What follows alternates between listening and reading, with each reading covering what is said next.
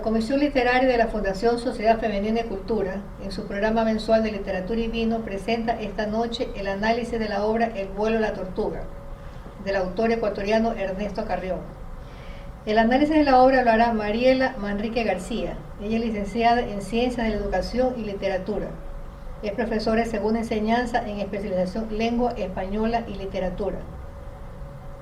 Publicó poemas escogidos en Mensaje en una botella y el libro de cuentos, La familia de todos los santos.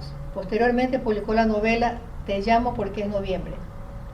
Agradecemos al Banco del Pacífico por su apoyo y los invitamos a nuestro próximo programa Literatura y Vino, el que se realizará el jueves 26 de agosto y se analizará la obra El lugar de las apariciones, de la autora ecuatoriana Solange Rodríguez.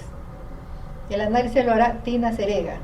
Y ahora los dejo con la licenciada Mariela Manrique García. Buenas noches. Agradezco al Teatro Centro de Arte por su invitación al programa Literatura y Vino. Esta noche comentaremos la novela de Ernesto Carrión, El vuelo de la tortuga. Es para mí un gran honor comentar esta novela y quiero encarecidamente invitar al público a leer esta obra, pues no solamente que es interesantísima y tiene una trama que a uno lo atrapa, sino que además está tan bien escrita y es una invitación a pensar en tantos temas que nos conciernen como seres humanos. Tiene una estructura narrativa impecable esta obra y unos personajes absolutamente vivos. Expresa también un lenguaje poético entrelazado con el discurso narrativo.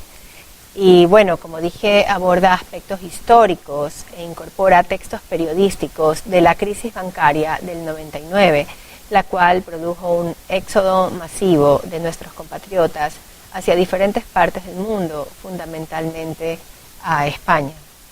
Es en ese escenario donde se va a desarrollar gran parte del drama de los protagonistas de esta obra. El vuelo de la tortuga es la novela con la que Ernesto Carrión gana el premio Miguel Donoso Pareja en el 2019 en la FIL. Se publica luego bajo el sello de la editorial Cadáver Exquisito. En esta presentación vamos a observar datos biográficos de Carrión y sobre todo sus reconocimientos literarios, su increíble trabajo de producción literaria. También abordaremos fundamentalmente los personajes, la trama de la obra y los temas que se presentan. Ernesto Carrión nació en Guayaquil en 1977. Es poeta, novelista, guionista, máster en guiones de cine, televisión y dramaturgia por la Universidad Autónoma de Madrid. Es sin duda uno de los más destacados escritores de esta generación. En poesía tiene un prolífico, destaca en su poesía la cantidad increíble de textos publicados y de poemas que tiene. En el 2002 publica el libro de la desobediencia, luego obtiene el Premio Nacional César Dávila Andrade con la obra Carnivale. También tiene un tratado lírico que reúne 1500 páginas de poesía en 3 tomos, La muerte de Caín, Los duelos de una cabeza sin mundo y 19 Scorpi. En narrativa, él inicia en este género en el 2015 con Cementerio en la Luna. En el 2016 ya publica Tríptico de una ciudad y Ciudad Pretexto. En el 2017 publica también las novelas Un hombre futuro, Cursos de francés, Incendiamos las yeguas en la madrugada. En el 2019 publica El día que me faltes y en el 2020 salen las 2 novelas, La carnada con la editorial Seix Barral y El vuelo de la tortuga con la editorial de Cadáver Exquisito. Ernesto Carrión menciona sobre su prolífico trabajo literario: trato de hacer que los libros tengan su propia voluntad, su propio espíritu, que la historia adquiera su propia forma. no parecerme a nadie, no escribir en cuadrícula, escribir historias llenas de personajes. Y esos personajes solo pueden ser reales. Aquí en El vuelo de la tortuga vamos a ver personajes que, como dije en un inicio, están increíblemente vivos y que salen de las páginas y los podemos encontrar no solo afuera, sino dentro de nosotros mismos. Entre los reconocimientos literarios de Carrión están el Premio Lip, su versión hispana. Este Premio Lip de novela lo obtiene en el 2017 con la novela El día en que me faltes. También en este mismo año obtiene el premio Casa de las Américas con la novela Incendiamos las yeguas en la madrugada. En el 2019 obtiene este premio de Miguel Donoso Pareja con la novela El vuelo de la tortuga. Y en poesía también tiene muchísimos reconocimientos, entre los que están, por ejemplo, el Premio Único Bienal de Literatura de Poesía, Universidad Católica Santiago de Guayaquil, 2015, Premio de Poesía Jorge Carrera Andrade en 2 ocasiones, en el 2008 y en el 2013, Premio de Poesía César Dávila Andrade en el 2002. Entonces, yo los invito realmente a leer toda su obra. Es muy interesante observar como lector que un texto no se parece a otro, tiene otras dinámicas, otras propuestas, otro universo literario y otra forma de concebir la obra. Hay siempre una exploración literaria detrás y hay siempre una búsqueda genuina de contar algo, ¿sí? En El vuelo de la tortuga nosotros estamos enfrentándonos a una novela coral. Aquí se presentan las voces de varios personajes conectados por una trama que los define y que los atraviesa. Los personajes que desde su propio punto de vista narran su historia y exploran su realidad son Iván y Francisco, los protagonistas, dos jóvenes que son a muy temprana edad abandonados por su madre, Yolanda, quien también narrará su propia historia. Ella es madre y esposa y contará su perspectiva de las razones del abandono y del dolor que entraña también vivir esta otra parte de la historia, ¿no? Entonces tenemos por un lado la perspectiva del que se siente abandonado y cómo cada uno de los personajes lo percibe de forma distinta, porque Iván, por supuesto, no lo asume de la forma en que lo asume Francisco.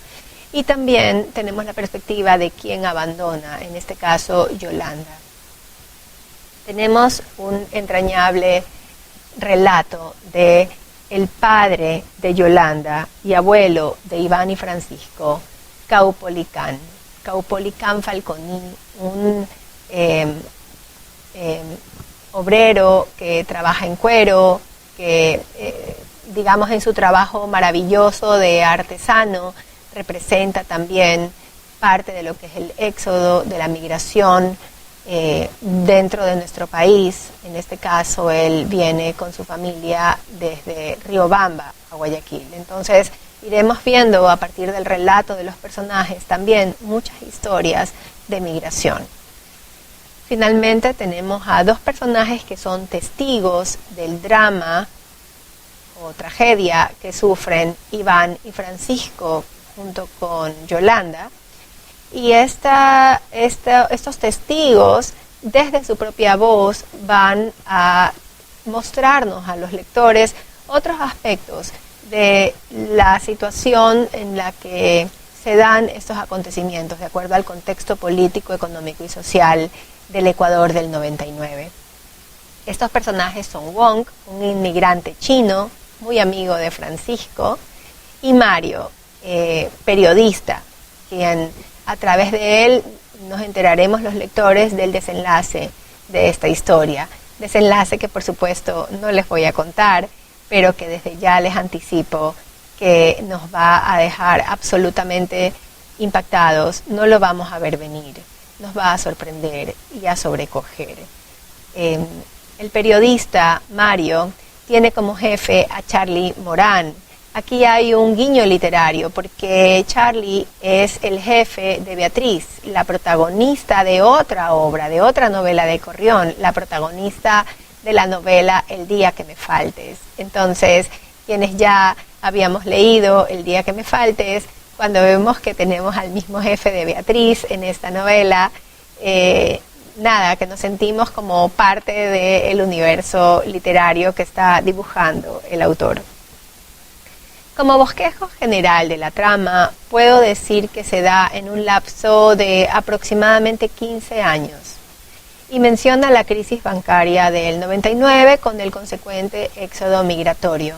Los tiempos de la obra están marcados por las acciones de Yolanda y la consecuencia devastadora que produce este abandono en sus hijos. Entonces tenemos un inicio con este sufrimiento tanto de parte de Yolanda por la historia de abandono que ella sufre de parte de su esposo, Iván, y también se traspolará este sufrimiento a sus hijos cuando ella a su vez parte.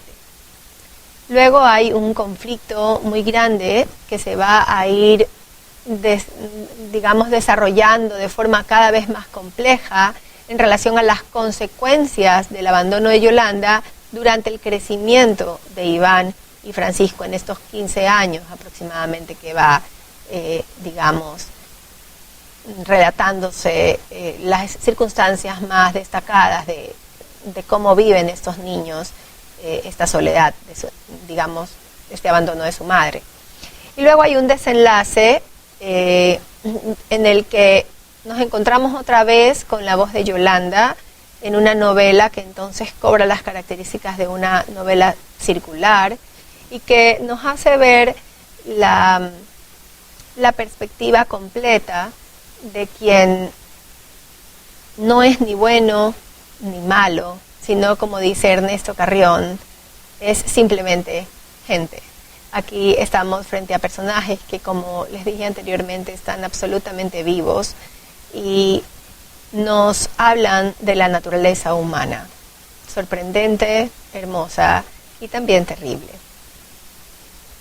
Yolanda, en su nombre, tiene un significado muy intencionalmente profundo, ¿verdad? Y que de alguna manera golpea la sensibilidad del lector cuando reconoce en Yolanda también la canción de Pablo Milanés en el álbum Yo me quedo de 1982.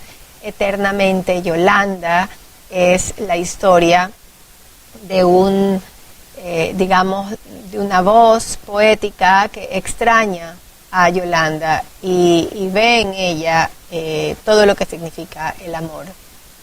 En los versos, si me faltaras, no voy a morirme, si he de morir, quiero que sea contigo. Vemos un poco también la sensibilidad de Iván y de Francisco. Ahora, para Yolanda, la forma en la que se da este relato es como una conversación que ella define como un mensaje en una botella mental que navega por las aguas oscuras de su pensamiento. Tenemos entonces aquí un monólogo, una voz que está dirigiéndose hacia sí misma y que está enfrentándose a una realidad que es imposible de decir, que es imposible de realmente llegar a expresar en un lenguaje oral, pero que sí aborda los sentimientos más profundos y que sobrecoge la realidad que en el exterior está viviendo este personaje. O sea, nosotros tenemos una Yolanda que en apariencia vive una historia que también podría ser leída por algunos como una historia de éxito, pues porque migra y en la migración no le va mal, ¿no? Sino al contrario. Pero al mismo tiempo tenemos este pensamiento insondable de la persona que sabe lo que ha perdido, que sabe lo que ha costado este aparente éxito Y entonces, en esta conversación, en este mensaje, en una botella, nosotros los lectores podemos encontrar las voces de muchas personas que atravesaron también estas circunstancias, ¿no? Y bueno, está el tema del abandono con esta madre. Hay una imagen, yo les mencionaba que la poesía está entrelazada en la prosa de Carrión, y hay una imagen que expresa en qué consiste el abandono de esta madre. Ella dice, cito, los desaparecí en esa habitación, como si ellos nunca hubieran existido. ¿Sí? No se desgasta la historia en detalles superfluos, simplemente se esboza lo fundamental, el momento o el último momento en el que la madre vio a sus hijos. Otros personajes en esta obra expresan la historia del abandono, de la muerte, de la desolación, desde lo que a ellos mismos les toca vivir. Y para esto he escogido algunas páginas que les voy a leer para que podamos comprender un poquito a los personajes de Carrión desde sus voces, ¿sí? No tanto conmigo como intermediaria todo el tiempo. Tenemos a Caupolicán Falconi, el padre de Yolanda, que expresa un testimonio que no es un testimonio. Él narra su historia, pero sobre todo la historia de su familia, en el momento de su muerte. Esto está en la página 39,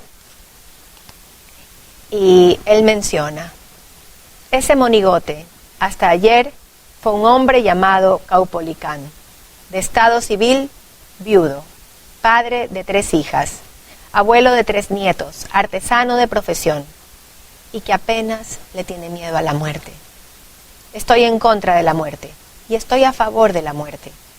Que esto quede asentado. Caupolicán Falconi, presente. Hijo de Wellington Falconi y Rocío Junco, presente. Brazos, rostro, torso, piernas y bigotes de fortachón de circo, presente. Caminando con soltura por error, presente. Trabajando hasta los 72 años, presente. Hoy, materia atrapada en su cama, dispuesta a desaparecer. Nada es importante y todo lo es. A través de él nos vamos a enterar de cómo Yolanda deja a sus hijos y emprende su nuevo camino.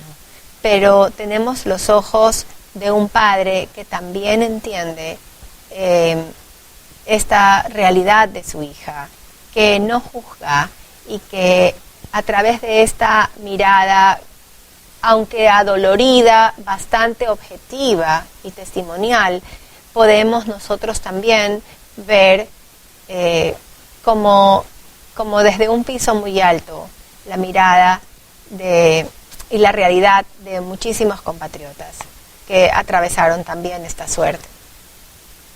Iván, el hijo mayor de Yolanda, es quien nos va a relatar su infancia, su relación con su padre, y será quien marque el símbolo fundamental de esta novela. En el fundamento de la obra está la tortuga como símbolo, que la abordaremos en breve, pero todo parte del relato de la tortuga que Iván nos cuenta en la página 72 y que tiene que ver con el momento en que su padre se la entrega, ¿no? Y así fue como una mañana llegó a casa con una pequeña tortuga en las manos. A primera vista era puro caparazón, parecía una piedra cargada por algún reptil extraño, parecía un casquito de guerra o una membrana que había estallado y alguien había vuelto a pegar, sin propósito ni prolijidad alguna. Mi primera reacción fue, apenas mi papá la dejó caminar por el suelo y el animal mostró sus 4 patitas carnosas y su cabeza arrugada como un pulgar chupado, subirme a los muebles. Pensé que iba a morderme, que abriría su trompa afilada, de la que brincaría una lengua lila y regordeta, con la que atraparía alguno de mis pies. Hasta que entendí que aquel mojón rocoso solo era una tortuga bebé, y que podía acariciarla y hacer carreras de obstáculos con ella. Y mamá se alegró muchísimo, y yo también me alegré otro tanto. También veremos la amistad de Wong con Francisco. Wong, un personaje chino, un inmigrante chino, que nos narra en una fonética que nosotros relacionamos con la de los orientales, ¿verdad? Con las personas orientales que intentan hablar español ya desde avanzada edad. Entonces tienen un acento como muy marcado con la L, y entonces este autor juega un poco con la fonética del personaje y nos hace ver quién es Francisco desde su perspectiva, el hermano menor de Iván, a quien Yolanda abandonó cuando todavía era muy pequeño. A Francisco le dicen el mudo, y él mismo nos contará su historia con muchísima profundidad, sobre todo porque si bien él no puede expresarse oralmente, él no tiene ningún problema a nivel cognitivo. Él escribe muy bien y sí logra comunicarse con otras personas y crear ciertos vínculos, ciertas relaciones, pero siempre a partir del lenguaje escrito. Bueno, y finalmente tenemos a Mario, que nos dará hacia el final de la novela un retrato de los compatriotas en España. El vuelo de la tortuga es también nuestra lectura. Es la caída libre en la que participa el lector, desde que entra en esta ficción hasta que se estrella en las últimas palabras, que encierran todo lo que no se puede decir. Porque aunque en esta historia hay muchísimos relatos, también hay fundamentalmente grandes silencios que esconden todo un universo que podemos intuir, pero en el que no podemos penetrar. Entonces, el símbolo del vuelo de la tortuga inicia con el epígrafe. En las costas de Ecuador son las únicas zonas de anidación del Pacífico Sur para las tortugas, y tenemos una explicación bastante, no sé si técnica, pero al menos objetiva, de lo que ocurre cuando las tortugas anidan aquí. Y es que muchas obviamente se van y nunca vuelven, y otras, sin embargo, regresan después de muchos años. Entonces aquí tenemos este primer símbolo del abandono, de la partida, de la migración, del recorrido de una vida, y del regresar tus pasos también. El símbolo del vuelo de la tortuga también se relaciona con la complicidad padre-hijo, porque si bien es un relato del padre, luego van a haber muchas anécdotas, quizás las únicas anécdotas que vive Iván con su padre, las únicas anécdotas agradables, serán alrededor de esa tortuga, a quien denominan Ernesto, pues su padre es un intelectual de izquierdas que es muy, digamos, tiene un alto nivel de militancia, aunque Yolanda acusa de que luego es inconstante, ¿no? De que al momento de la verdad no se compromete y que es solo para tomar cerveza y pasárselo en grande, pero que al momento de realmente luchar por una causa desaparece de las huelgas que organiza, por ejemplo. Entonces, le ponen Ernesto como el Che Guevara, aunque también se podría considerar que hay un guiño al nombre de nuestro escritor, Ernesto Carrión. Y bueno, el juego irónico con el que jugaban Iván y su padre era este juego de carreras, esta competencia a la que sometían a Ernesto, la tortuga, ¿no? Que tenía en su casa el letrero el más veloz. Entonces hay estos relatos maravillosos de la infancia, de la complicidad, que hacen también más desgarradora la partida del padre, la pérdida, y todas las historias que ustedes al leer encontrarán, porque sí debo decir que aunque no les estoy spoileando la novela y hay un montón de cosas que no les estoy contando, realmente es una novela a prueba de spoiler. O sea, es una novela en la que yo les podría contar todo lo que pasa, podría contarles un final, y sin embargo no se las arruinaría, porque es durante la lectura y durante la experiencia de vivir lo que están atravesando estos personajes que realmente está el gancho de esta obra. Finalmente tenemos una caída y vuelo de la tortuga. Hay esta metáfora de que toda esta novela que nosotros estamos leyendo es la caída de una tortuga, ¿sí?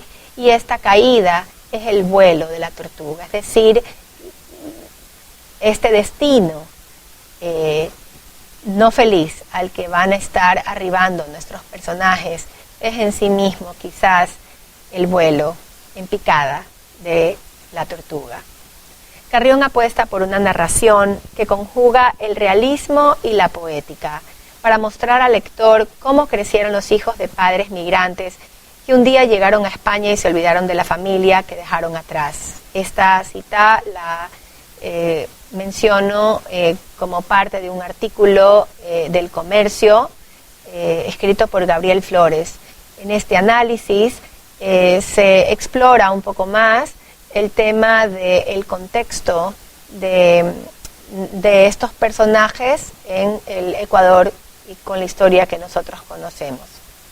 Es así como la migración constituye un gran tema y me gustaría que escucharan en las propias palabras de Carrión la historia de los que se van y los que se quedan, de cómo es una novela que trata de lo roto, pero también de la reconciliación. Los dejo un minuto con este video. Estando en España es imposible que no pienses en la migración. Ya, yo estuve un año allá y es una cosa de, o sea, constantemente, ese fragmento que leí hace un rato, eso me ocurría, o sea, me ocurría mirar y descubrir que ahí iban compatriotas, pero hablaban pues, más madrileño que el madrileño, o sea, ¿no? Y era como, te empieza a resonar la idea de qué pasa con esa identidad que está desaparecida, ¿no? Y qué pasa con ese ecuatoriano cuando vuelve, que aquí tampoco pertenece ya. Entonces es como, es un número no contado, un número no calculado, pero verdaderamente ¿dónde queda la identidad de ese ecuatoriano que nace allá o que va de muy niño allá y se vuelve como un español, digamos, pero cuando allá no es reconocido como un español, cuando allá va a ser maltratado y va a ser marginado y va a recibir maltratos, porque racialmente va a estar diciéndole a ellos constantemente que él es lo mismo que un negro en París y lo mismo que un mexicano en Estados Unidos. O sea, va a ser visto como un migrante, no va a ser visto como un igual, ¿no? Y eso es una realidad que te golpea inmediatamente, o sea, inmediatamente cuando estás ahí te golpea eso porque esa es la verdad. De ahí empieza la idea de que sí, quería hacer una historia sobre migración, pero no quería hacer, como te decía hace un rato, la misma historia, ¿no? La historia estaba, me parece, en qué pasó en Guayaquil, ¿no? Entonces de pronto se me alumbró y vi la idea y vi, pues evidentemente, el ciclo de esta familia, ¿no? Y al ver el ciclo de la familia dije, claro, esta es una novela de migrantes, pero todos están migrando. Migra el abuelo que viene de la sierra a hacer dinero a Guayaquil, ¿no, verdad? Ya, migra la madre de los chicos cuando se va a España, migra el chino que llega a Guayaquil, o sea, es una historia sobre lo roto, ¿no? Sobre todo lo que queda roto, precisamente porque es un mundo de necesidades económicas y de gente que está migrando constantemente para mejorar sus vidas. Pero al mismo tiempo que es una novela de lo roto, yo quiero pensar que es una novela de la reconciliación. Esa parte en la que Iván y Francisco, que Iván finalmente se acerca donde Francisco está en el aeropuerto, esa parte para mí, que ellos se ven, que vuelven a ser dos niños mirando el counter de Iberia, para mí es el momento de reconciliación total, ya a pesar de que hay otro final, o sea, es el momento en el que el hermano mayor se da cuenta que tiene que ser hermano, porque si no, ¿qué va a pasar? Pero él también le dice, bueno, yo también estaba creciendo por mi lado, o sea, ¿qué iba a hacer yo? Entonces, es de lo roto, es una novela sobre lo roto, pero también es una novela sobre la posibilidad de reconciliarse, ¿no? Porque pues hay esa parte que dice el periodista cuando dice, las familias son células nerviosas que así como se regeneran, o sea, es la idea de que sí se rompen, pero también se puede regenerar de la noche a la mañana, ¿no? También es una obra en la que se aborda el retrato de Guayaquil, el retrato de una ciudad que Carrión menciona como más realista, no tanto de bohemia, por supuesto nunca de postal, sino un Guayaquil que él escribe como el Guayaquil que conoce, ¿no? No en el sentido realista y literal pero sí en el sentido de que solo podemos escribir de las experiencias que de alguna manera tenemos a mano. Y él propone, así como Carrión en esta obra propone el relato de unos migrantes, pero no de la visión del migrante que se va, sino la del migrante que se queda, también propone una visión del Guayaquil, pero no del Guayaquil marginal, bohemio, del que muchas veces se ha leído en la literatura, sino sobre todo de un Guayaquil que Ernesto Carrión denomina como marginal, pero de verdad, es decir, con toda la crudeza y la cotidianeidad que entraña para personas de a pie, un lugar en el que se van perdiendo a los seres queridos y un espacio en el que hay la constante invasión, la bulla, este ritmo frenético que todos conocemos en nuestra ciudad. Aquí los dejo con un muy pequeño relato de Carrión también sobre este Guayaquil en el que él menciona que es necesario contar lo que se conoce.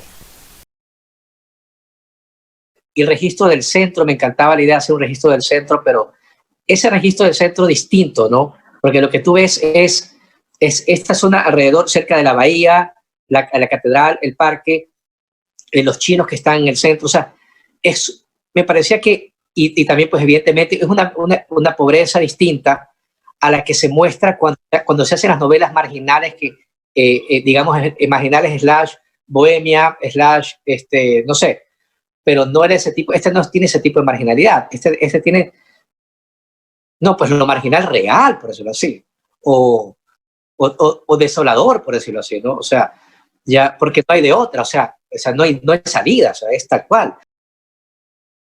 Para terminar, me gustaría invitarlos a que lean esta obra literaria y que entre los diversos temas que ustedes van a encontrar, también piensen, encuentren este tema de la migración desde la familia que cambia, desde la familia que deja de ser lo que era. Los dejo con una cita textual de Ernesto Carrión. Y ya nadie volvió tampoco a llorar del mismo modo, porque la familia había dejado de ser lo mismo.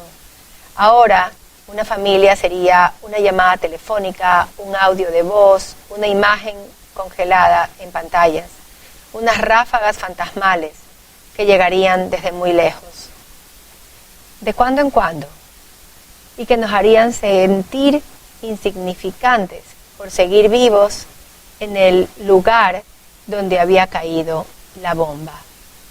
Con este relato de Caupolicán me despido y espero que cuando lean la obra encuentren un poco también el sosiego y la maravilla y el vuelo poético que hay en esta novela.